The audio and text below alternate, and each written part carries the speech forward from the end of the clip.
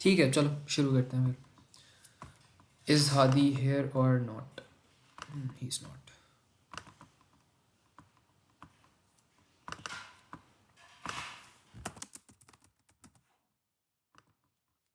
अच्छा, इसको देख लेते हैं हम। सबसे पहले हमारे पास यहाँ पे आ जाता है प्रेशर होता क्या। अब प्रेशर को अगर मैं सिंपल वर्ड्स में यहाँ पे डिस्क्राइब करूँ ना, तो फॉर्मूले वाली इसकी डेफिनेशन यहाँ पे हम देखेंगे। प्रेशर हमारे पास क्या होता है, basically force acting per unit area. किसी भी ऑब्जेक्ट के ऊपर फोर्स एक्ट करी हो तो प्रेशर उसके ऊपर डेफिनेटली कोई ना कोई एक्ट कर रहा होता है। तो प्रेशर को ना बेसिकली एक तरह का फोर्स ही कह लो। एक तरह की जो फोर्स होती है आपके पास वो बेसिकली प्रेशर होती है। तो प्रेशर क्या होती है आपके पास, force acting per unit area.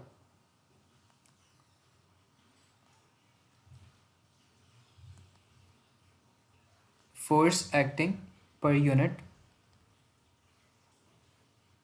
Area. तो ये यहाँ पे आपके पास प्रेशर का यहाँ पे फार्मूला कह रहा हूँ, डेफिनेशन ये होती है। और इसका जो फार्मूला होता है वो हम इसी डेफिनेशन से यहाँ पे बना लेते हैं। Pressure equals to force over area. तो यहाँ पे जो आपके पास ऊपर आ रहा है ये आपके पास फोर्स हो जाएगी, जो भी किसी ऑब्जेक्ट के ऊपर फोर्स लग रही है, and then this would be area, and then this would be your pressure. तो ये हमारे पास है यहाँ पे, ये प्रेशर की यहाँ पे डेफिनेशन बन जाती है छोटी सी। और ये वाली जो डेफिनेशन है ना, ये आप मोस्टली यहाँ पे यूज़ करते हो सॉलिड्स के लिए यूज़ करते हो।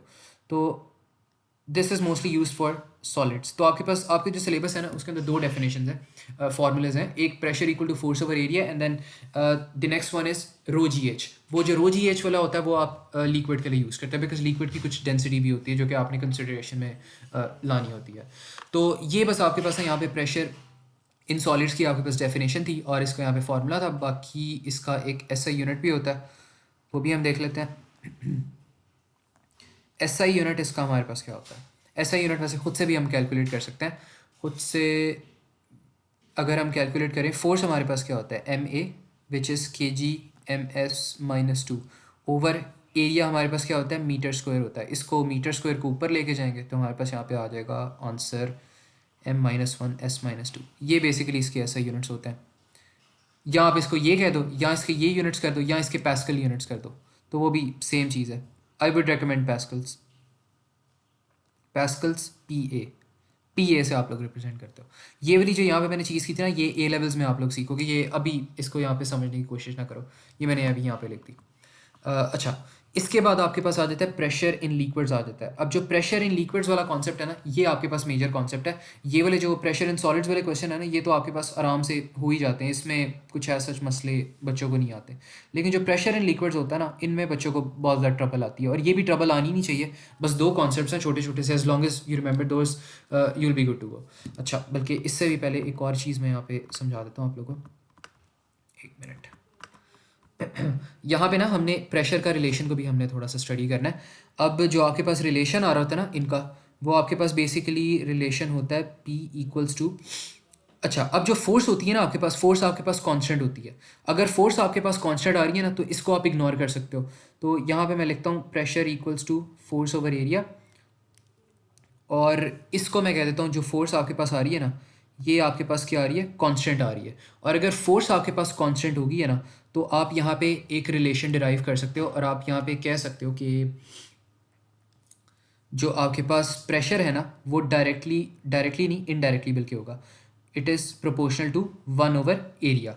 अब इस रिलेशन का क्या मतलब है कि जो आपके पास प्रेशर है ना और जो एरिया है, उनका इनडायरेक्ट रिलेशन है, उनका इन्वर्स रिलेशन है।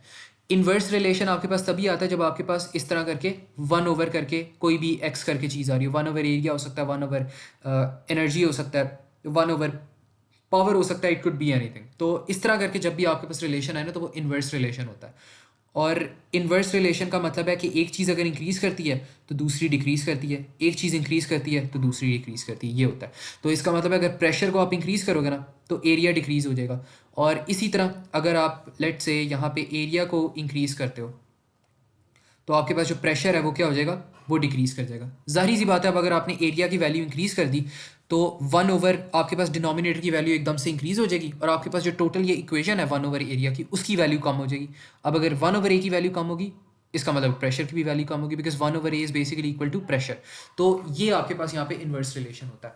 और इससे रिलेटेड क्वेश्चन एग्जामिनर किस तरह करता है, वो आपसे कहेगा लेट से कि आपने मिनिमम प्रेशर फाइंड करना है।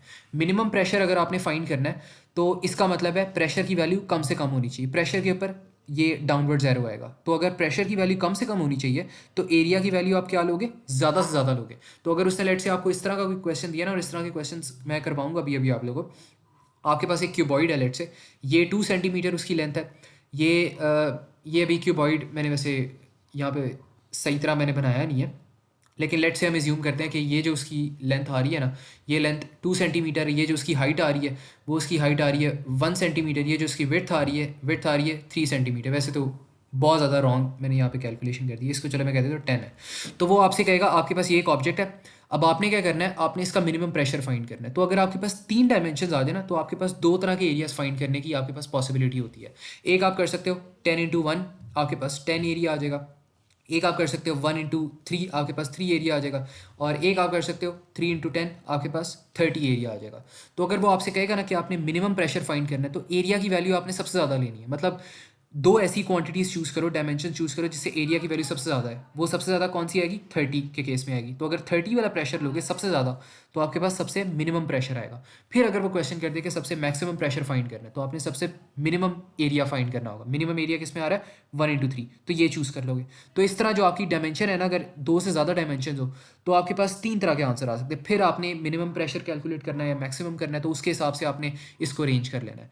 तो उस तरह फिर आपका जो प्रेशर होगा उसकी वैल्यू चेंज करती रहेगी। तो is that clear to everyone, या ज़्यादा जल्दी मेरा समझा दिए?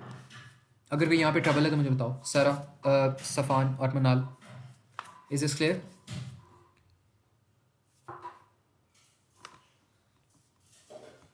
ठीक है। तो बस ये यहाँ पे ना छोटा सा एक कॉन्सेप्ट था और ये आ सकता है, तो यू मस्ट रिमेंबर दिस। अच्छा, बाकी हमारे पास ठीक है। बस ये, हाँ, एक और चीज़ जो मैं बताना चाहता था वो ये थी कि आपके पास ना इसके ग्राफ्स भी आ सकते हैं। इन्वर्स रिलेशन का जो आपके पास ग्राफ बनता है ना, लेट्स से आपके पास यहाँ पर आ रहा है प्रेशर आ रहा है और यहाँ पे आपके पास आ रहा है एरिया आ रहा है। तो जो आपके पास इन्वर्स रिलेशन होता है ना, उसका graph you always must memorise के जो इनके ग्राफ्स आपके पास बनते हैं ना, हमेशा आपके पास इस तरह का ग्राफ बनता है। अगर आपके पास डायरेक्ट रिलेशन होता है ना, यहाँ पे लेट्स से आपके पास P is directly proportional to area, फिर उस केस में आपके पास किस तरह की लाइन बननी थी, आपके पास इस तरह की लाइन बननी थी। तो डायरेक्ट में आपके पास क्या बनती है, स्ट्रेट लाइन बनती है, और आपके पास इनडायरेक्ट में आपके पास इस तरह की यहाँ पे कंडीशन बन जाती है। तो ये जो ग्राफ्स हैं ना इनके, ये आपको पता होना चाहिए। इन्वर्स रिलेशन में हमेशा इस तरह का ग्राफ बनता है। तो एग्जामिनर आपको एमसीक्यूज में पूछ भी सकता है, तो यू मस्ट नो दिस, ठीक है।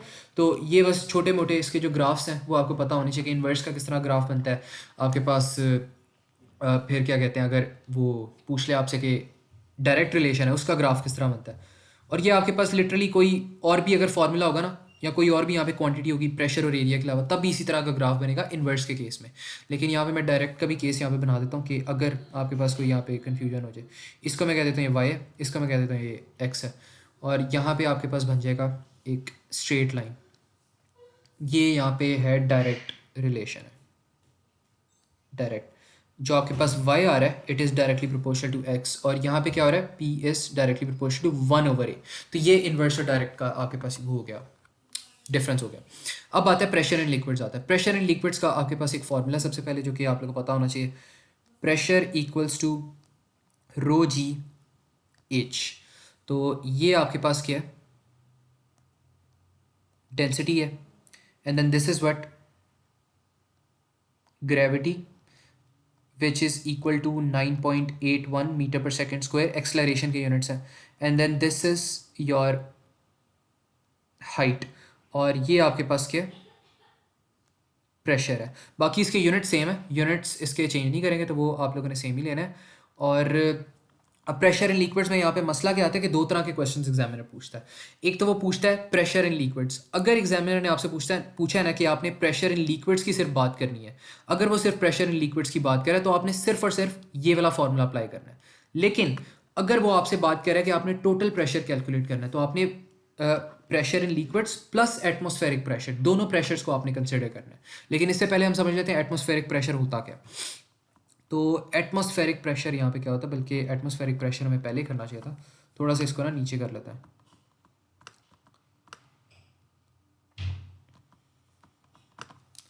यहाँ पे हम पहले देख लेते हैं एटमॉस्फेरिक प्रेशर। एटमॉस्फेरिक प्रेशर के ऊपर वो क्वेश्चन भी पूछ सकता है, 2 से 3 मार्क्स, 2 मार्क्स तक का मेरे ख्याल में आ सकता है इसके ऊपर थ्योरी का question, if I as far as I remember. और इसमें वो बस पूछेगा कि एटमॉस्फेरिक प्रेशर की डेफिनेशन क्या होती है। तो इसकी डेफिनेशन थोड़ी सी बस लंबी होती है। एटमॉस्फेरिक प्रेशर का कॉन्सेप्ट ये होता है कि जो भी आपका इन्वायरमेंट होता है ना, उसके अंदर इनविजिबल एयर पार्टिकल्स एग्जिस्ट कर रहे होते हैं। The room you are currently studying in, the room you are currently studying in, तो इस रूम के अंदर पता है कि invisible air particles are all around you. तो ये जो एयर पार्टिकल्स होते हैं ना, इनविजिबल एयर पार्टिकल्स, इनका कुछ प्रेशर होता है, हालांकि हमें नज़र नहीं आ रहे होते because they are very tiny and small, we can not see them without microscopic lens. तो होता कि जो आपके पास पार्टिकल्स होते हैं ना, छोटे छोटे एयर मॉलिक्यूल पार्टिकल्स होते हैं, जब एक कंबाइन कर जाते हैं, ये एक दूसरे के ऊपर क्या करते हैं, प्रेशर लगाते हैं, और हमारे ऊपर भी प्रेशर लगा रहे होते हैं। ऑल्दो हमें देख नहीं सकते, लेकिन ये प्रेशर बहुत ज़्यादा एग्जर्ट कर रहे होते हैं। और ये जो एयर पार्टिकल्स जो प्रेशर एग्जर्ट करते हैं ना हमारे ऊपर और चीज़ों के ऊपर, इसको हम क्या कहते हैं, इसको हम एटमॉस्फेरिक प्रेशर, इसको हम नाम दे देते हैं। तो ये हमारे पास यहाँ पे क्या होता है, ये हमारे पास यहाँ पे चीज़ होती है। अब यहाँ पे आप एक ये क्वेश्चन कर रहे थे कि अगर हमारे पास ये आपके पास यहाँ पे लेट से पर्सन यहाँ पे बैठा हुआ है, इसके ऊपर बाहर से एटमॉस्फेरिक प्रेशर लगी जा रहा है, तो आपका एक क्वेश्चन हो सकता है कि अगर यहाँ पे हमारे पास एटमॉस्फेरिक प्रेशर लग रहा है इस पर्सन के ऊपर, तो why doesn't this person gets crushed. तो ये पर्सन क्रश इसलिए नहीं होता, या हमें इतना प्रेशर फील इसलिए नहीं होता क्योंकि हमारी जो बॉडी होती है ना, उसके अंदर भी गैस पार्टिकल्स होते हैं। हमने शुरू में बात की थी, या केमिस्ट्री में भी अगर आप देख लो, तो केमिस्ट्री में भी हमने बात की हुई है कि जो हमारी बॉडी होती है, it's made up of 3 matters, solid, liquids and gases. हमारे अंदर गैसेस भी हैं। तो जो हमारे अंदर गैसेस होती हैं वो क्या कर रही होती हैं, वो हमारे अंदर वाला जो बॉडी होता है उसके अंदर प्रेशर एक्सर्ट कर रही होती है। तो लेट से ये आपके पास है, यहाँ पे एक पर्सन है, इसके अंदर क्या हो रहा है, इसके अंदर जो गैसेज हैं इस पर्सन के अंदर, वो आउटवर्ड्स प्रेशर एक्सर्ट कर रही हैं, इस तरह करके आउटवर्ड्स प्रेशर सारा एक्सर्ट हो रहा है। तो अगर ये जो गैसेज हैं जो इस पर्सन के इनसाइड है, वो आउटवर्ड्स प्रेशर एक्सर्ट कर रहे हैं और बाहर से भी एटमॉस्फेरिक प्रेशर आ रहा है, तो होता क्या है, ये जो प्रेशर होता है ना, ये कैंसिल आउट कर जाता है। हमारी बॉडीज़ के अंदर जो इनवर्स प्रेशर है और जो बाहर से प्रेशर आ रहा है, वो जैसे ही मीट करता है वो कैंसिल आउट हो जाता है। जब वो कैंसिल आउट होता है तो हमें फील नहीं होता। हाँ, अगर ये ज़रूर होता कि हमारी बॉडी प्रेशर, आउटवर्ड्स प्रेशर लगाना बंद कर दें, तो definitely we would get crushed, और फिर हमें फील होगा और हम सर्वाइव नहीं कर पाएंगे प्रॉब्लली। तो ये जो होता है ना, this is why it's very important. और इसी वजह से जो आपके पास हाई प्रेशर एरियाज होते हैं ना, वहाँ पे कोई ह्यूमन बींग सर्वाइव भी नहीं कर सकता। अगर आपके पास इन्वर्स प्रेशर से ज़्यादा प्रेशर एक्सर्ट हो जाए, हाई प्रेशर एरिया में आप चले जाओ, तो there is absolutely no way that you can survive, because you'd obviously get crushed under the weight of air. तो ये हमारे पास एटमॉस्फेयर का कॉन्सेप्ट होता है। तो इसकी डेफिनेशन हम देख लेते हैं कि air around us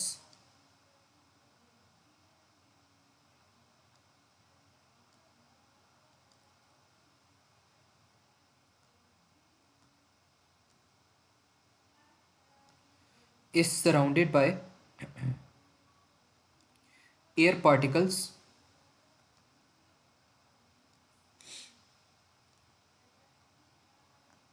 these particles move around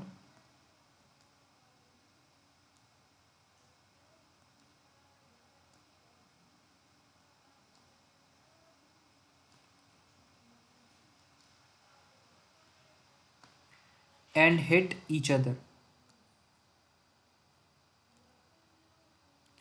thus they exert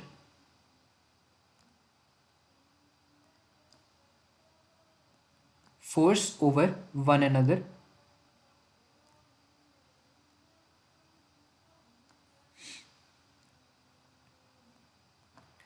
and force per unit area is pressure। Basically जो भी आपके पास यहाँ पे मॉलिक्यूल है ना, वो अगर एक दूसरे के ऊपर फोर्स एक्सर्ट कर रहे हैं, तो जारी सी बात है इन मॉलिक्यूल्स का कुछ एरिया भी है। तो जो भी फोर्स एक्सर्ट हुई है वो एक सर्टेन एरिया पे एक्सर्ट हो रही है, तो ये हमारे पास फोर्स ओवर एरिया ही बन जाएगा। और फोर्स ओवर एरिया क्या होता है, प्रेशर होता है। So pressure is exerted. तो ये हमारे पास ना यहाँ पे बस एटमॉस्फेरिक प्रेशर का एक कॉन्सेप्ट होता है। I hope this is clear to everyone. सबको क्लियर है? कोई यहाँ पे कन्फ्यूजन हो किसी को या प्रॉब्लम हो तो बताओ।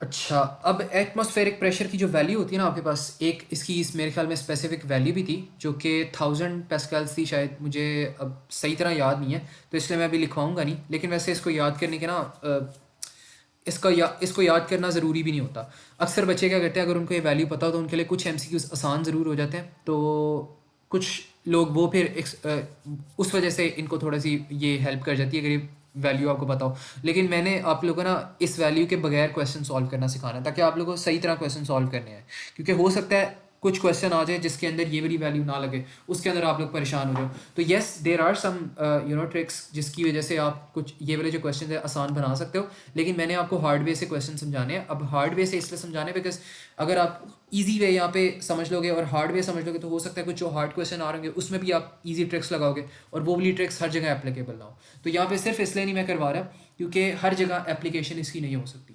तो इस वजह से मैं जो इसका आसान मेथड है वो अभी के लिए मैं आप लोगों को नहीं समझाऊंगा, बाद में समझा दूंगा।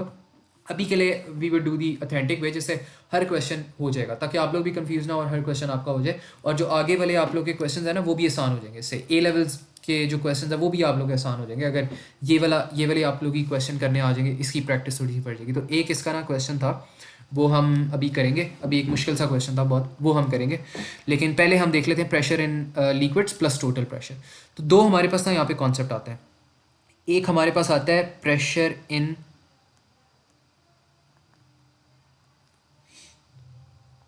इन वाटर, और एक हमारे पास यहाँ पे, अच्छा पहले ना हम लेट से एज्यूम करते हैं ये आपके पास ना यहाँ पे एक पॉन्ड है और यहाँ पे आपके पास ये वाटर एग्जिस्ट कर रहा है।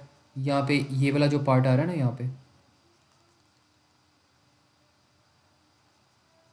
यहाँ पर यू गॉट वाटर, और आपने क्या करना है, आपने फाइंड करना है प्रेशर इन, इसको नीचे लिख लेता हूँ मैं। यहाँ पे आपने सबसे पहले आपने क्या फाइंड करना है, आपने लेट से फाइंड करना है प्रेशर इन लिक्विड, आपने फाइंड करना है, that's the only thing you are gonna find. तो यहाँ पे ये मेरे पास जो हाइट आ रही है लिक्विड की, ये मैं ले लेता हूँ, मेरे पास है h इक्वल्स टू 10 मीटर्स। और जो वाटर की डेंसिटी होती है, वाटर की डेंसिटी तो सबको पता है क्या होती है, वाटर की डेंसिटी इज इक्वल टू 1000, ये आपने याद करनी है। तो जो यहाँ पे डेंसिटी है ना वो आपके पास क्या आ रही है, 1000 kg मीटर पर क्यूब। और इसके अलावा आपके पास क्या होता है, इसके अलावा तो हमें को और कुछ चाहिए नहीं है यहाँ पे अभी फ़िलहाल। और ठीक है, तो हम सबसे पहले क्या करते हैं, सबसे पहले हम यहाँ पे फाइंड करते हैं वाटर प्रेशर।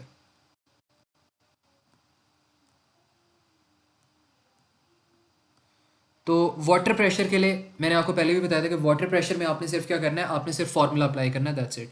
तो यहाँ पे आप फार्मूला अप्लाई करोगे रो जी एच, और इसको आप सॉल्व करो तो आपके पास आंसर आ जाना चाहिए। रो की वैल्यू क्या थी, 1000 थी, एंड देन जो जी की वैल्यू आ रही है वो 9.81 है, एंड देन हाइट की वैल्यू क्या 10 आ रही है। तो ये इसको जब आप सॉल्व करोगे तो आपके पास आंसर आ जाना चाहिए, शुड बी इक्वल टू 100,000 करके कुछ होगा।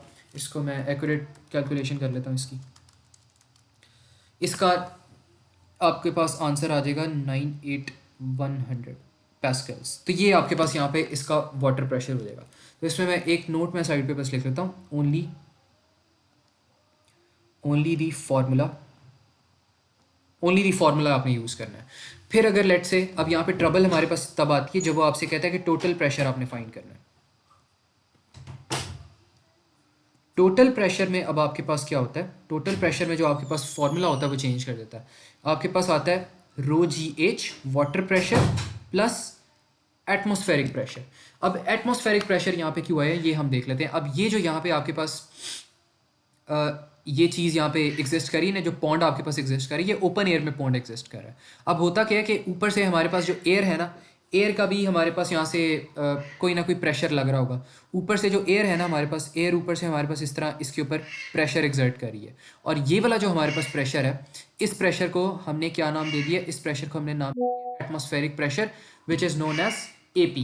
तो हमारे पास क्या होता है, हमारे पास ये जो एटमॉस्फेरिक प्रेशर है ना वो वाटर के ऊपर लगता जाता है। तो जो टोटल प्रेशर हमारे पास आ जाता है वाटर के ऊपर, अब हो क्या रहा है, वाटर के ऊपर आपके पास एटमॉस्फेरिक प्रेशर भी लग रहा है सरफेस तक, और नीचे जाके आपके पास ये वाला प्रेशर भी लग रहा है। तो जो ये वाला आपके पास पॉइंट है ना, ये वाला बॉटम वाला पॉइंट है, बॉटम वाले पॉइंट पे एटमॉस्फेरिक प्रेशर भी लग रहा है, और ऊपर से ऊपर जो इस पॉइंट के ऊपर जो वाटर पार्टिकल्स एग्जिस्ट कर रहे हैं उनका भी प्रेशर अलहदा से लग रहा है। तो इस वजह से हमने यहाँ पे क्या कर दिया, हमने यहाँ पे एटमॉस्फेरिक प्रेशर जो हमारा आ रहा है ना वो भी हमने यहाँ पे इंक्लूड कर दिया। तो यहाँ पे हम क्या करेंगे, यहाँ पे हमारे पास जो डेंसिटी आ रही है, डेंसिटी हमारे पास वही आ जाएगी और 9.81 एंड देन हाइट हमारे पास 10 आ जाएगा एंड देन ए पी जो है हमारे पास ए पी की वैल्यू चलो हम अभी फ़िलहाल एज्यूम कर लेते हैं कि ए पी की वैल्यू हमारे पास है 1000 है। तो यहाँ पे हमारे पास क्या आ जाएगा, यहाँ पे हमारे पास आ जाएगा 1000 आ जाएगा। तो इसको जब हम यहाँ पे कैलकुलेट करेंगे तो 98100 के अंदर आपने क्या करना है, 1000 ऐड करना है, तो आपके पास यहाँ पे आंसर आ जाएगा 99100 pascals। तो ये बस आपका वाटर प्रेशर और टोटल प्रेशर का कॉन्सेप्ट था। As long as you remember this you will be good to go. तो is that clear to everyone? Manal, Safan, Sara, Hadi, is this clear? बस वाटर प्रेशर और टोटल प्रेशर का यहाँ पे हमने कॉन्सेप्ट देखा है। वाटर प्रेशर में आपने कैलकुलेट करना है तो रो जी एच लगाना है, टोटल प्रेशर करना है तो rho g h plus atmospheric pressure, that's it. अब आपके पास जो लास्ट कॉन्सेप्ट है ना वो आ जाता है आपके पास बैरोमीटर का कॉन्सेप्ट। बैरोमीटर वैसे इतना रिडंडेंट क्वेश्चन है, इसके ऊपर क्वेश्चन बेयरली एग्जामिनर पूछता है, तो मेरा यहाँ पे ना पढ़ाने का भी इसको दिल नहीं कर रहा, because this is a topic that examiner बेयरली ask question about. लेकिन इसको क्योंकि फॉर्मेलिटी है और सिलेबस और हमने सब चीज़ें कवर करनी, तो इसको देख लेते हैं हम कि यहाँ पे होता क्या है। तो ये छोटी सी यहाँ पे मेरे पास यहाँ पे डायग्राम है, यही बस देख लेते हैं। यहाँ पे पर्पस क्या होता है, use to measure atmospheric pressure, that's it. कहाँ पे गया हमारे पास प्रेशर प्रेशर प्रेशर प्रेशर, ये तो अच्छा, I am not a fan of this diagram, ये हम चेंज कर लेते हैं।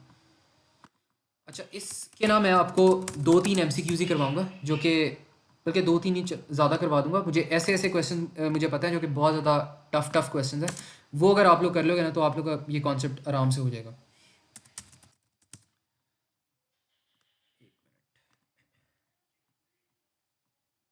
अच्छा, this is a good one, ये देख लेते हैं।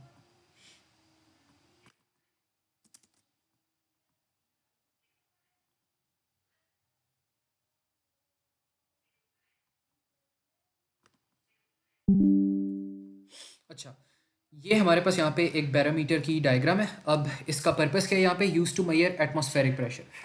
तो यहाँ पे करेंगे क्या, मेजर किस तरह करेंगे, ये आपके पास इस तरह टब होता है, इसके अंदर मरकरी भरी होती है। अब होता क्या है कि बाहर से ना एटमॉस्फेरिक प्रेशर एक्ट कर रहा है। अब जैसे ही बाहर से एटमॉस्फेरिक प्रेशर इसके ऊपर एक्ट करता है ना, ये जो मरकरी कॉलम है ये ऊपर ऊपर जाता रहता है। और जितनी इस मरकरी कॉलम की लेंथ होती है ना, वो होती है 760 मिलीमीटर्स होती है। तो ये जो बेसिकली होती है ना, जो भी यहाँ पे हमारे पास इसकी लेंथ आती है यहाँ पे, वो बेसिकली हमें हेल्प करती है एटमॉस्फेरिक प्रेशर फाइंड करने के लिए। तो यहाँ पे आप कर सकते हो कि इसका यहाँ पे सिर्फ एक काम होता है, that is to measure atmospheric pressure. Measures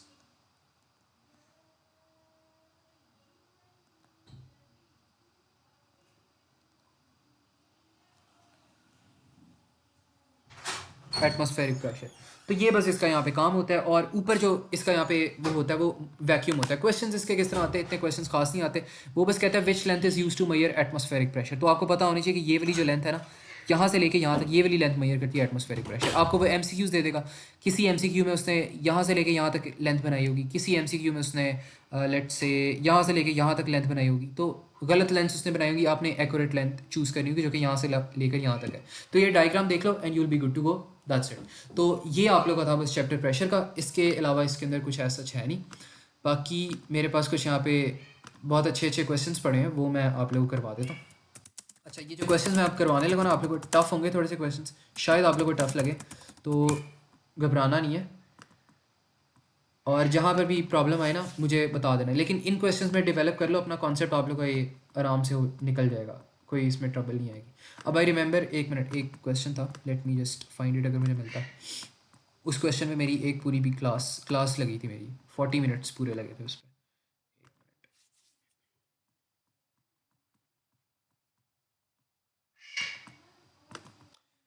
pressure pressure pressure कहाँ रह गया?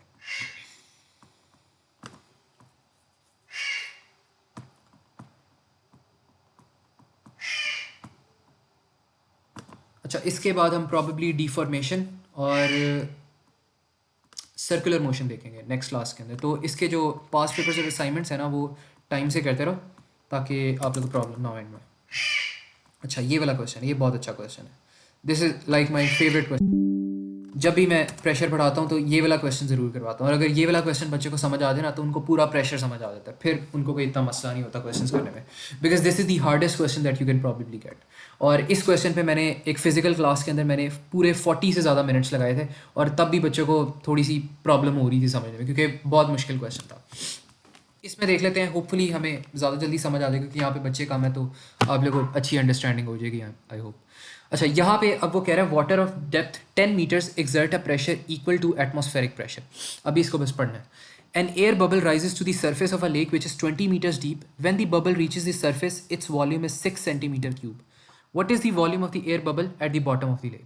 अभी कुछ यहाँ पे परेशान नहीं होना, समझने की इतनी कोशिश भी ना करो अभी क्वेश्चन की। अभी सबसे पहले हम क्या करते हैं, यहाँ पे देख लेते हैं कि यहाँ पे हमें वो क्या कह रहा है। वो कह रहा है एक हमारे पास ना यहाँ पे पॉन्ड है, और ये हमारे पास लेट से यहाँ पे इस तरह करके एक पॉइंट सी है, और उसने हमें क्या किया है, एक हमारे पास लेक है, यहाँ पे लेक कर लो, पॉइंट एक ही बात हो जाएगी, 20 मीटर्स डीप है। तो हमारे पास जो टोटल यहाँ पे इसकी हाइट बन रही है, वो इसकी हाइट कितनी बन रही है, डेप्थ मैं इसको कह देता हूँ, बल्कि हाइट ही कहता हूँ ताकि फार्मूला से आप लोग कन्फ्यूज़ ना कर दो। तो ये हमारे पास 20 मीटर्स का इसकी हाइट होगी, और यहाँ पे ज़ाहिर सी बात है हमारे पास बीच में वाटर भी है, ये वाटर है हमारे पास यहाँ पे बीच में आ रहा है। और वो क्या कह रहा है हमें कि एक ना बबल है, एयर बबल है, वाटर के अंदर जारी सी बात है एयर बबल एग्जिस्ट कर सकते हैं, you must know of air bubbles. तो वो कह रहा है एयर बबल क्या कर रहा है, एयर बबल बॉटम पे होता है सबसे पहले, और वो इनिशियली आहिस्ता आहिस्ता करके सरफेस तक राइज करता है, यहाँ पे जो सरफेस आ रही है ना यहाँ तक वो राइज करता है। तो ये हमने यहाँ पे बताना। अब होगा क्या, अब इसको ना प्रेशर के कॉन्सेप्ट से थोड़ा सा रिलेट करो, और इसको देखो, जो जब आपके पास बबल बॉटम पे होगा ना, तब उसकी जो शेप होगी वो सबसे कंप्रेस शेप होगी, उसकी सबसे छोटी शेप होगी, स्मॉल शेप होगी जब वो बॉटम पे होगा। बॉटम पे उसकी स्मॉल शेप क्यों होगी, बिकॉज बॉटम के ऊपर उसके ऊपर एटमॉस्फेरिक प्रेशर भी एग्जिस्ट कर रहा है, वाटर प्रेशर भी एग्जिस्ट कर रहा है, उसके ऊपर वाटर पार्टिकल्स भी एग्जिस्ट कर रहे हैं, एयर पार्टिकल्स भी एग्जिस्ट कर रहे हैं। तो atmospheric pressure plus water pressure दोनों इस बेचारे पे बॉटम वाले पॉइंट पे लग रहा है। तो जो एयर बबल जब आपके पास बॉटम पे होता है ना, रॉक बॉटम पे होता है सर, किसी भी वाटर के अंदर या उनके बिल्कुल नीचे होता है, तो उसकी जो साइज़ होता है वो सबसे छोटा होता है, और जैसे जैसे वो ऊपर आता रहेगा उसका साइज़ बड़ा होता जाता है, क्योंकि जैसे जैसे वो ऊपर आता है उसके ऊपर वाले जो वाटर पार्टिकल्स होते हैं वो नीचे चले जाते हैं, और उसके ऊपर जो वाटर का वेट होता है वो कम होता रहता है, तो उसका जो साइज़ है वो इंक्रीज़ करता रहता है, क्योंकि उसके ऊपर जो एटमॉस्फेरिक प्रेशर और वाटर प्रेशर लग रहा है वो डिक्रीज़ करता है। तो टोटल प्रेशर जैसे ही बबल के ऊपर डिक्रीज़ करता है तो उसकी जो शेप है वो इंक्रीज़ करती है। तो जैसे ही वो यहाँ पे पहुँचता है वो और थोड़ा सा बड़ा होता है, यहाँ पे बड़ा होता है, और यहाँ पे पहुँच के वो और बड़ा हो जाता है। जैसे ही वो सरफेस पे पहुँचता है ना, उसकी बबल सबसे बड़ा हो जाता है, क्योंकि सरफेस पे क्या होगा, सरफेस पे जैसे ही बबल यहाँ पे पहुँचेगा ना, उसके ऊपर वाटर प्रेशर कोई नहीं एग्जर्ट हो रहा, उसके ऊपर सिर्फ अब कौन सा प्रेशर एग्जर्ट हो रहा है, एटमॉस्फेरिक प्रेशर। तो वाटर प्रेशर सरफेस पे आते साथ ही सारा का सारा ख़त्म हो जाएगा, तो बबल के ऊपर अब कम प्रेशर लगेगा, और उसकी जो शेप होगी वो सबसे ज़्यादा इंक्रीज़ कर जाएगी। तो ये बेसिकली यहाँ पे फिनोमेना होता है बबल का, कि जो साइज़ के अंदर चेंजेस आते हैं वो इस वजह से हो रहा था। बॉटम के ऊपर उसके ऊपर मैक्सिमम प्रेशर लग रहा है, जैसे जैसे वो ऊपर आता जा रहा है प्रेशर कम होता जा रहा है, तो इसलिए उसकी शेप भी इंक्रीज़ कर रही है। तो यहाँ तक मुझे बताओ, यहाँ तक बात क्लियर है कि नहीं, ये एक एडिशनल कॉन्सेप्ट है जो हमें पता होना चाहिए, जो एक क्वेश्चन की डिमांड है यहाँ पे। हादी, सफ़ान, सायरा, मनाल, ठीक है। अच्छा, अब बेसिकली ना ये हो रहा है, एक बबल राइज करता है बॉटम से, और वो कहाँ तक जाता है, सरफेस तक जाता है। अब उसे कुछ इन्फॉर्मेशन हमें दी है, वो कहता है जैसे ही वो सरफेस पे जाता है ना, उसकी वॉल्यूम क्या हो जाती है, 6 सेंटीमीटर हो जाती है। तो सरफेस पे जाके इसका जो वॉल्यूम है हमारे पास वो क्या हो जाता है, 6 सेंटीमीटर क्यूब हो जाता है।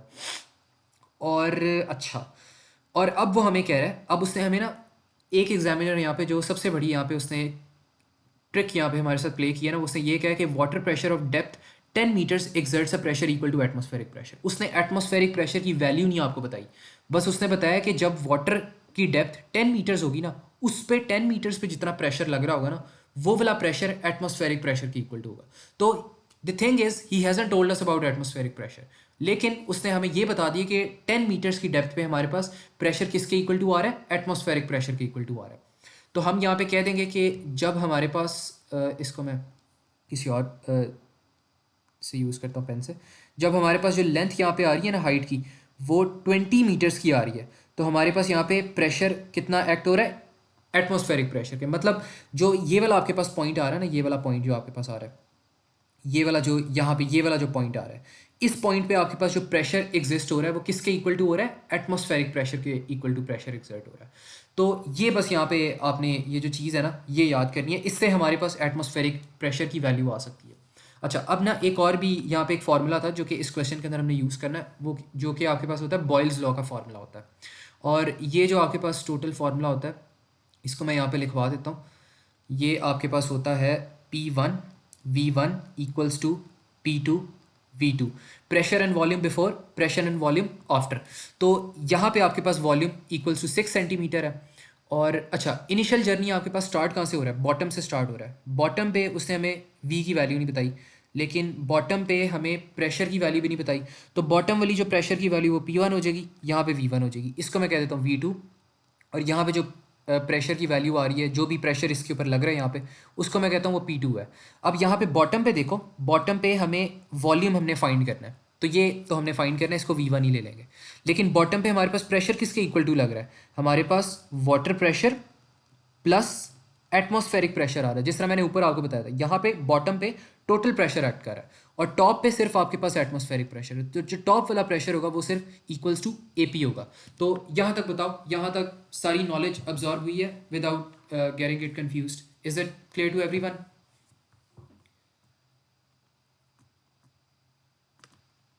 सफ़ान, आपको भी क्लियर है? ठीक है।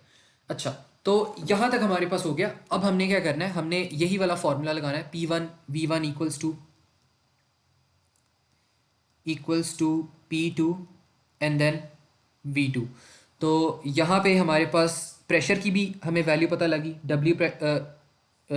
Water pressure plus atmospheric pressure. और V1 की हमने फाइंड करना है, V2 हमारे पास है, तो हम इसको देखते हैं कि हम इसको किस तरह कर सकते हैं।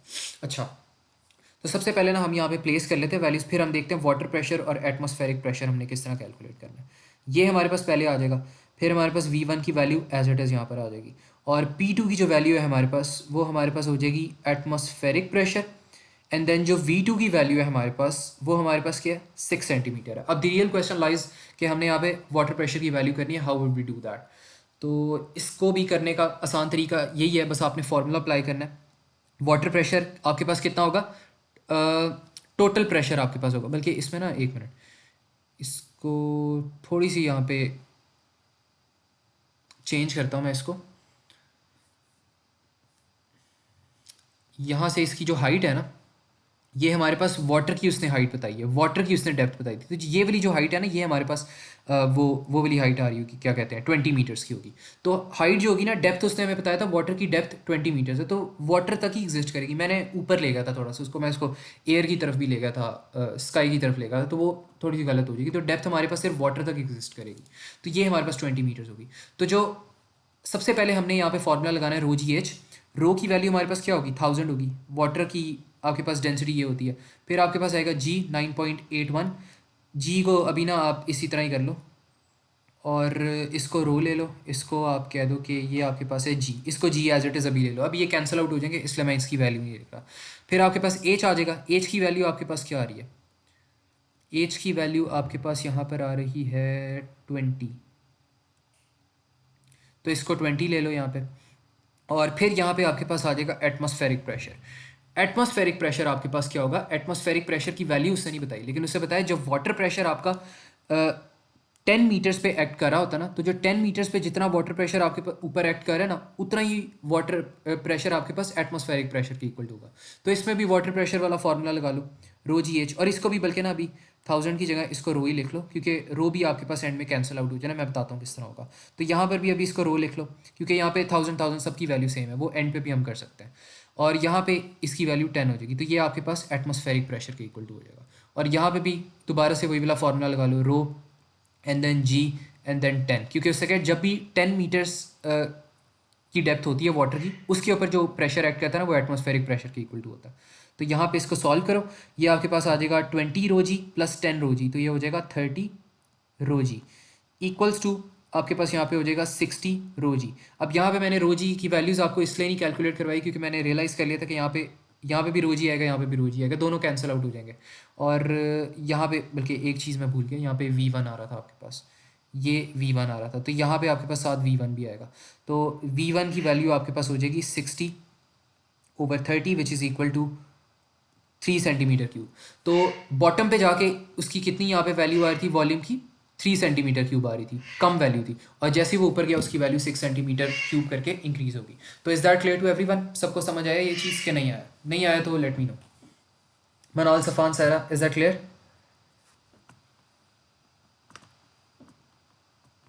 कोई यहाँ पे अगर प्रॉब्लम हो ना, एटमॉस्फेरिक प्रेशर की वैल्यू किस तरह मैंने कैलकुलेट किया है, किसी और चीज़ में अगर कोई प्रॉब्लम हो तो लेट मी नो, ये मैं एक्सप्लेन करूँगा। अच्छा, बाकी एक ये आसान सा क्वेश्चन देख लेते हैं।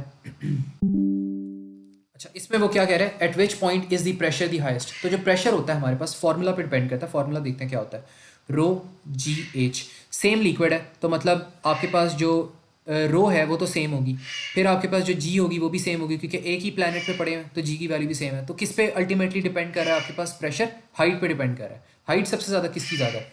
यहाँ पे इसकी हाइट यहाँ से एग्जिस्ट करिए, इसकी हाइट ये है, इसकी हाइट ये है, इसकी हाइट तो बहुत ही कम है, तो वैसे ही क्रॉस है। तो ऑप्शन ए करेक्ट हो जाएगी। इसमें सबसे ज़्यादा हाइट आ रही है तो प्रेशर भी सबसे ज़्यादा होगा। Is that clear to everyone? जल्दी से कंफर्म कर दो।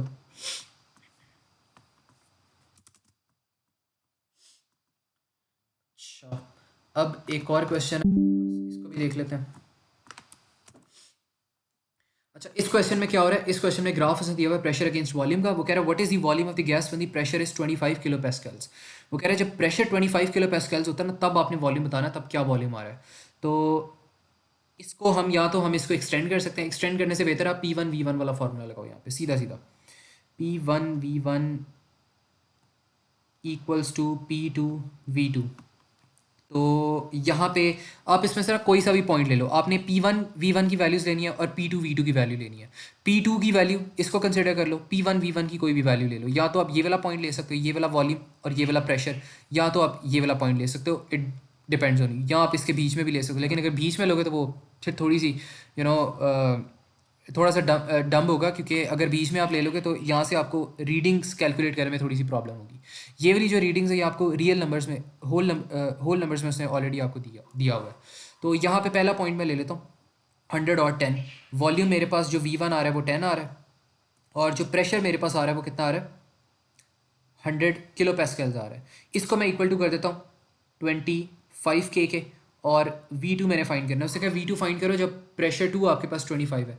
तो इसको सॉल्व कर लो, V2 का आंसर आ जाएगा आपके पास। और अगर दूसरा वाला भी पॉइंट लेते हो ना आप, लेट से ले लो V1 को कंसिडर करो 20, P2 को कंसिडर करो 50, इसमें प्लग इन करो, सेम आंसर आएगा। वेरीफाई कर लेना बेशक। तो इसको अगर आप फाइंड करोगे ना तो आपके पास दोनों केसेस में आंसर 40 सेंटीमीटर क्यूब्स ही आएगा। तो यहाँ पे आपके पास ऑप्शन डी बन जाएगी। तो is that clear to everyone? कोई यहाँ पे ट्रबल हो, कन्फ्यूजन हो, बताओ। मनाल, सफ़ान, सारा?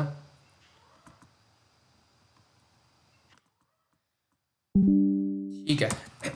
अच्छा, बाकी ये क्वेश्चन है जिस तरह मिनिमम प्रेशर मैक्सिमम प्रेशर की मैं आपको उस दिन चीज़ करवा रहा था, उसी तरह ये है। अब ये जो बॉक्स है ना, इसको बॉक्स को आप डिफरेंट फॉर्मेट्स में अरेंज कर सकते हो। या तो आप इसको इस तरह लाई कर सकते हो, या तो आप इसको रोटेट करके आप इसको आप ज़मीन के साथ कांटेक्ट में ला सकते हो। डिफरेंट यहाँ पे फॉर्मेट्स हो सकते हैं।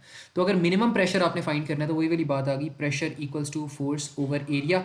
अगर आपने यहाँ पे मिनिमम प्रेशर फाइंड करना है ना, तो the area must be maximum.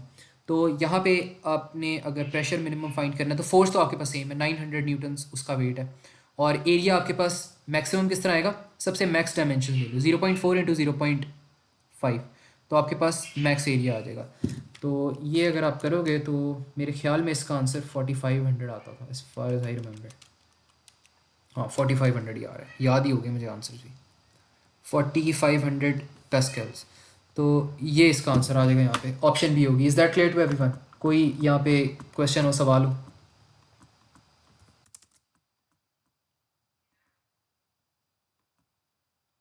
अच्छा, एक इंटरेस्टिंग सा एक सवाल है, इसमें पिस्टन वाला क्वेश्चन है। इसको भी आपने उसी तरह करना है P1 V1, लेकिन इसके अंदर थोड़ा सा एक ट्विस्ट है जो कि अक्सर बच्चे अगर जब पहली दफ़ा देख रहे होते हैं ना इस क्वेश्चन, डेफिनेटली मसला कर देता है।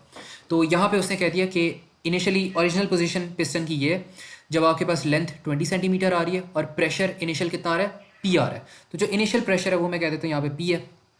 और अच्छा, अब यहाँ पे मसला क्या है, उसने वॉल्यूम नहीं आपको दिया लेकिन उसने लेंथ दी हुई है, लेकिन हमें इसमें वॉल्यूम चाहिए ना। वट इफ आई से कि हमें इसमें वॉल्यूम की डायरेक्टली वॉल्यूम की ज़रूरत ही नहीं है। अगर आप यहाँ पे आपके पास जो वॉल्यूम का फॉर्मूला होता है ना, बेसिकली वो आपके पास होता है volume equals to area into length, area into length होता है। तो लेंथ उसने हमें दी हुई है, अगर हम एरिया फाइंड कर ले तो हमारे पास वॉल्यूम भी आ जाएगा। लेकिन जो एरिया है हमारे पास, हम अगर इसको देखें तो पिस्टन का ये एरिया होगा, ये वाला। तो पिस्टन चाहे हमारे पास यहाँ पे हो, चाहे हमारे पास पिस्टन इस पोजीशन पे हो, एरिया तो इसका सेम ही रहेगा। Do you guys agree with that? तो जो एरिया इसका आ रहा है वो चाहे पिस्टन हमारे पास यहाँ पर हो चाहे यहाँ पर हो, एरिया तो इसका सेम ही रहेगा। तो एरिया इसका चेंज नहीं होने वाला। तो एरिया को हम कंसिडर कर लेते हैं, एरिया हमारे पास ए है, ये वैसे ही कैंसिल आउट हो जाएगा। तो P2 हमने फाइंड करना है यहाँ पे, और वॉल्यूम 2 हमारे पास बाद में क्या हो जाता है, 50 सेंटीमीटर हो जाता है। तो अच्छा, बल्कि यहाँ पे एरिया के साथ लेंथ भी आएगी, सॉरी। तो यहाँ पे एरिया के साथ आपके पास हो जाएगा 20, और फिर हमारे पास यहाँ पे आ जाएगा एरिया इंटू 50। तो ये आपके पास हो जाएगा 20, पहले एरिया को कैंसिल आउट कर देते हैं, यहाँ से कैंसिल आउट हो गया, यहाँ से कैंसिल आउट हो गया। तो आपके पास यहाँ पे आ गया 20p इक्वल्स टू 50p2, और P2 की वैल्यू अब आपके पास यहाँ पर हो जाएगी 2/5 विच इज़ इक्वल टू 0.4p। तो option A would be your answer. तो ठीक है, इज़ दैट क्लियर? इसमें यहाँ पे कोई कन्फ्यूजन हो तो बताओ। मनाल, सारा, सफ़ान।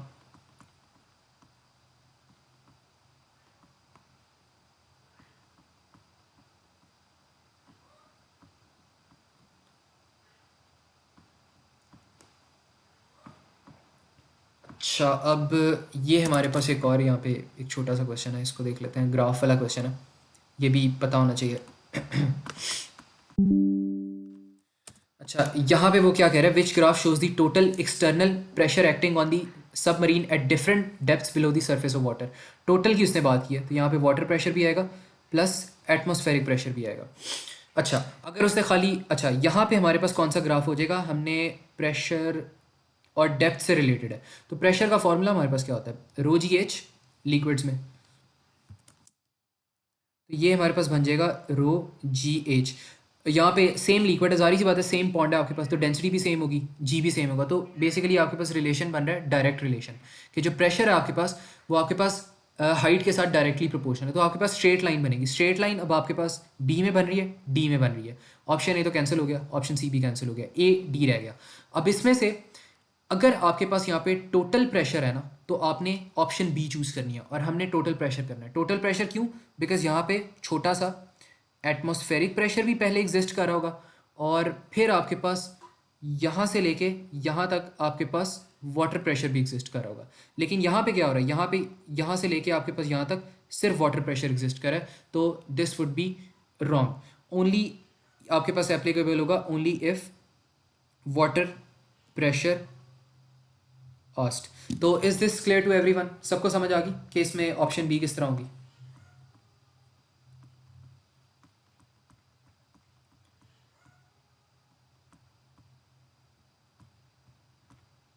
अच्छा, एक और क्वेश्चन देख लेते हैं इसका।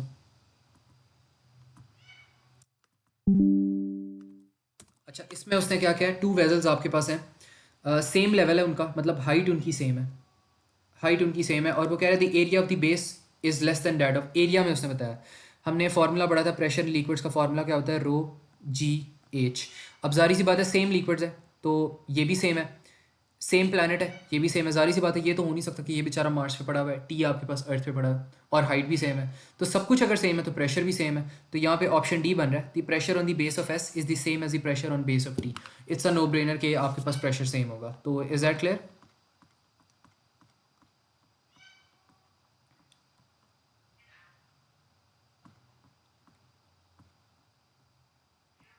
अच्छा, अब ये एक अच्छा क्वेश्चन था, इसको भी देख लेते हैं।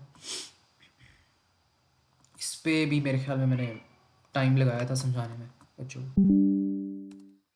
अच्छा, इसमें वो क्या कह रहा है कि the weight of a small cube is W, what is the weight of the larger cube. अच्छा, अब वो कह रहा है सबसे पहले कि दोनों ना सेम मटेरियल से बने हैं। अगर सेम मटेरियल से बने हुए हैं तो इनकी डेंसिटी सेम होगी। सेम मटेरियल बना हुआ है तो सेम डेंसिटी है। तो मैं कहता हूँ कि सबसे पहले मैं ना यहाँ पे स्मॉल क्यूब के लिए सॉल्व करता हूँ, फिर मैं यहाँ पे लार्ज क्यूब के लिए सॉल्व करता हूँ। मेरे पास यहाँ पे कंडीशन क्या है कि दोनों की डेंसिटी सेम है। अगर मैं किसी तरह दोनों की डेंसिटी फाइंड कर लूँ तो मेरा मसला हल हो जाएगा। तो डेंसिटी किस तरह आएगी, डेंसिटी मेरे पास आएगी मैस ओवर वॉल्यूम करके। मैस तो गिवन नहीं है, मैंने वेट फाइंड करना है। तो देख लेते हैं हम इसको किस तरह करेंगे। और ये क्यूब है आपके पास, क्यूब का वॉल्यूम आपको पता है, वॉल्यूम का फॉर्मूला क्या होता है क्यूब के, L3 होता है आपके पास, x3 volume equals to x3 आपके पास इसका फार्मूला होता है वॉल्यूम का। तो पहले मैं इसका वॉल्यूम फाइंड कर लेता हूँ। इसका स्मॉल क्यूब का वॉल्यूम आपके पास क्या हो जाएगा, x3 हो जाएगा, और इसका वॉल्यूम आपके पास क्या हो जाएगा, 8x3। और इनका अगर आपने वेट फाइंड करना है तो वो क्या हो जाएगा, अच्छा वेट उसने स्मॉल क्यूब का हमें प्रोवाइड किया हुआ है। स्मॉल क्यूब का जो वेट है ना हमारे पास वो W है। तो अगर इसका हमने मैस यहाँ पे कैलकुलेट करना है वो हम किस तरह करेंगे, वेट इक्वल्स टू हमारे पास क्या होता है, mg होता है। तो मैस को हमने सब्जेक्ट बनाना है क्योंकि हमने डेंसिटी फाइंड करनी है, तो ये हमारे पास हो जाएगा W/g हो जाएगा। और इसका जो मैस है, इसका मैस हमें पता नहीं है, इसका इसका सॉरी वेट हमें पता नहीं है, तो इसके वेट को हम WX कह देते हैं, उसको mg के इक्वल्स टू रखते हैं, और यहाँ पे इसके मैस को हम फाइंड करते हैं, वो हमारे पास आ जाएगा WX/g के इक्वल्स टू आ जाएगा। अब इसको इनकी डेंसिटीज जो है ना उनको कैलकुलेट करते हैं। इसकी डेंसिटी हो जाएगी मैस ओवर वॉल्यूम, मैस इसका क्या है W/g, और वॉल्यूम इसका क्या है x3, इसका मैस क्या है WX जो कि हमने फाइंड करना है over g, and then 8x3। अब हमने कहा था क्योंकि सेम मटेरियल है तो सेम डेंसिटी होगी दोनों की, इन दोनों की डेंसिटीज को इक्वल टू कर लेते हैं, डेंसिटी इक्वल्स टू डेंसिटी। तो यहाँ पर हमारे पास आ जाएगा W/g/x3 इक्वल्स टू WX/g/8x3। तो यहाँ पे हमारे पास क्या होगा, यहाँ से g कट जाएगा, यहाँ से g कट जाएगा, यहाँ से x3 कट जाएगा, यहाँ से x3 कट जाएगा। तो अब हमारे पास रह क्या जाएगा, W/1 इक्वल्स टू WX/8। अब हमने WX फाइंड करना था, तो WX हमारे पास हो जाएगा 8, उसको जाके मल्टीप्लाई हो जाएगा, तो यहाँ पे 8W आंसर आ जाएगा। तो option C would be correct. तो is that clear to everyone. ये थोड़ा सा अलग सा क्वेश्चन था, डेंसिटी पे ज़्यादा रिलेट कर रहा है, वैसे प्रेशर का तो इसमें कुछ था नहीं था। तो ये ठीक है। अच्छा, अब हमारे पास एक और क्वेश्चन है जिसको हम यहाँ पे देख लेते हैं।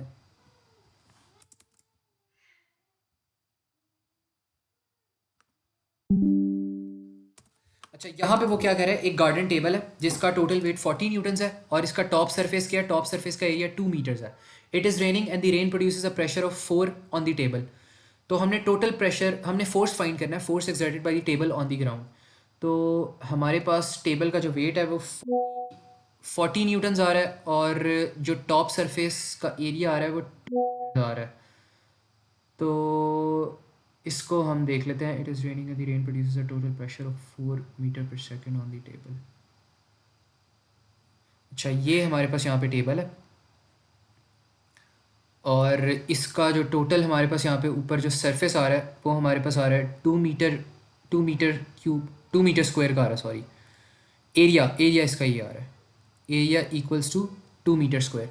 और जो इसका वेट है हमारे पास, वेट हमारे पास कितना आ रहा है, 40 न्यूटन्स का आ रहा है। And then it is raining and the rain produces a pressure of 4 on the table.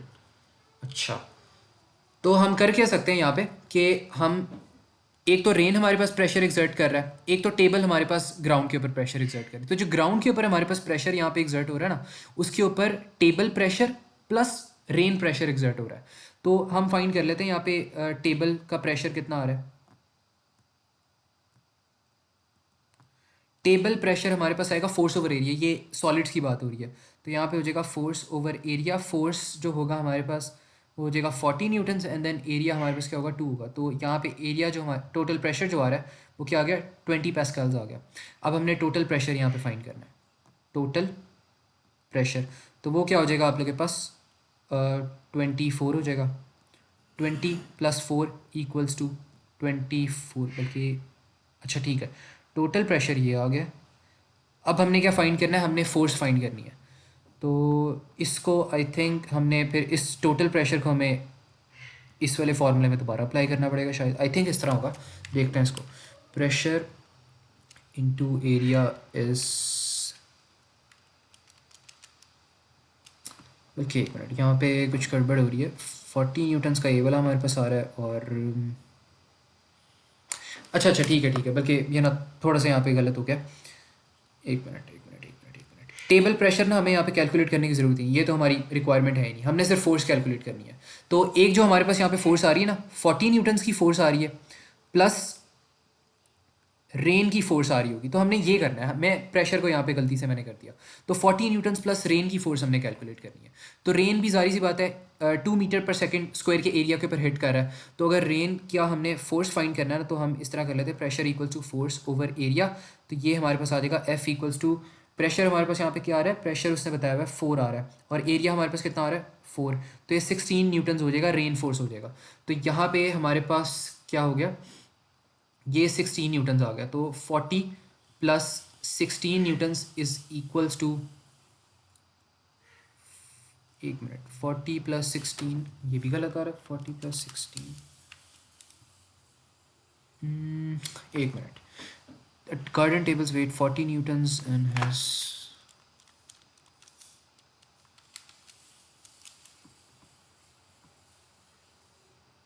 अच्छा ठीक है सॉरी यहाँ पे एरिया जो है ना, एरिया 2 मीटर्स है, एरिया हमने 2 मीटर्स लेना है यहाँ पे, तो ये 8 आपके पास ऑप्शन आ जाएगी, तो ये ना 8 होगी, ये 16 नहीं होगी, दिस वुड बी 8, तो ये 8 आ जाएगी, और यहाँ पर भी 8 न्यूटन्स आ जाएगी, तो this would be equal to 48 newtons. तो इस तरह हमारे पास ऑप्शन डी बन जाएगी, ठीक है, तो इस तरह करना था बस यहाँ पे। अब ये मुझे बताओ ये क्लियर है कि नहीं, इसमें अगर दोबारा से एक्सप्लेनेशन चाहिए तो लेट मी नो, मैं दोबारा एक्सप्लेन कर देता हूँ। बस हमने किया क्या, सबसे पहले जो टेबल का हमारे पास वेट था 40 न्यूटन्स था, फिर हमने रेन का वेट फाइंड कर लिया, pressure equal to force over area लगा के, तो रेन का भी फोर्स वेट आ गया हमारे पास, दोनों का फोर्स हमने ऐड किया, तो हमारे पास टोटल जो टेबल एग्जर्ट कर रहा है ना ग्राउंड के ऊपर फोर्स, वो आ गया। अब टेबल का अपना भी फोर्स एग्जर्ट हो रहा है जो उसका अपना वेट है, और टेबल के ऊपर रेन आ रही है, तो रेन का भी वेट ऐड ऑन हो रहा है, तो दोनों के फोर्सेस को हमने ऐड करना है। तो is that clear to everyone, सबको समझ आ गया? कोई यहाँ पे प्रॉब्लम हो, कन्फ्यूजन हो तो बताओ, मनाल, सफ़ान, सारा? ठीक है, बस यही था हमारे पास आज के लेक्चर में। बाकी इसकी जो असाइनमेंट है ना वो मैं अपलोड कर दूंगा, बल्कि अगर आप लोगों ने खुद भी एक्सेस करनी है तो इसके टॉपिकल फिजिक्स टॉपिकल एग्जाम्स लिखना, जो आपके पास पापा कैम्ब्रिज की वेबसाइट होती है ना, उसके ऊपर टॉपिकल एग्जाम्स के अंदर आपको ये मिल भी जाएगा, और मैं अपलोड भी कर दूंगा इसकी असाइनमेंट, तो उसके क्वेश्चंस कर लेना, छोटे इतने ज़्यादा क्वेश्चन नहीं है, बस मैनोमीटर का स्किप कर देना, बाय मिडनाइट मैं इंशाल्लाह अपलोड कर दूंगा, ठीक है। तो अगर अब किसी का क्वेश्चन नहीं है तो यू गाइस कैन गो।